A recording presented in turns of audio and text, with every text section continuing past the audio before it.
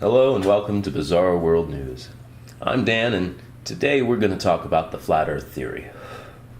Now, it's 2017. The resurgence of people believing and propagating the Flat Earth myth is total bizarre world. If you're not familiar with the concept, good, as always, good.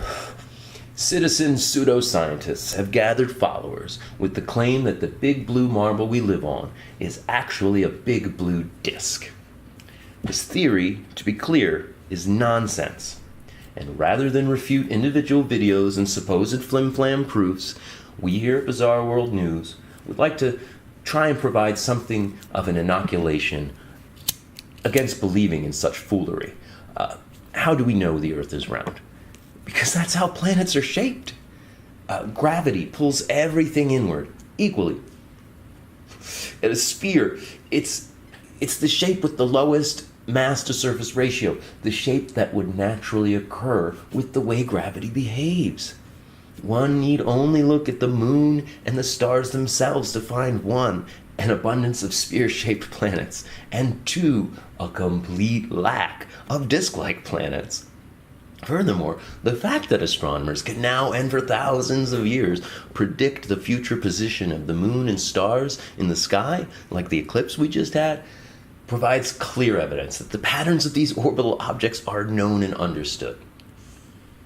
All of that motion is explained by physics and gravity, using the rules of motion of spheres on a 3D plane. And a disk just wouldn't behave the way the Earth does in our solar system.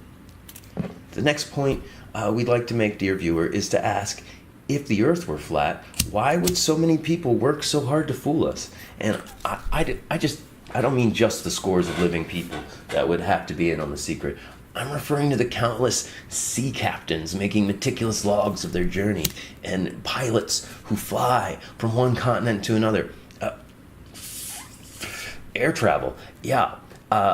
If you look at a map of a flat Earth, if you lay it out flat, Sydney, Australia is on the opposite side of the flat from Santiago, Chile, 42,000 miles. But in reality, it's round, and Sydney to Santiago is only 11,265 miles.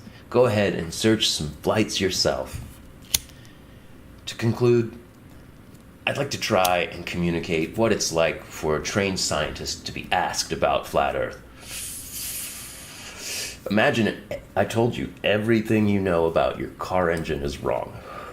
Internal combustion is a conspiracy. Under your hood, trapped inside welded metal, lives a little gnome on a treadmill. Force feed him gasoline and he runs like hell. Now, you go into your car mechanic and you ask them about my gnome in the engine theory. See how that mechanic reacts. Because that's what it's like to ask a scientist about flat Earth.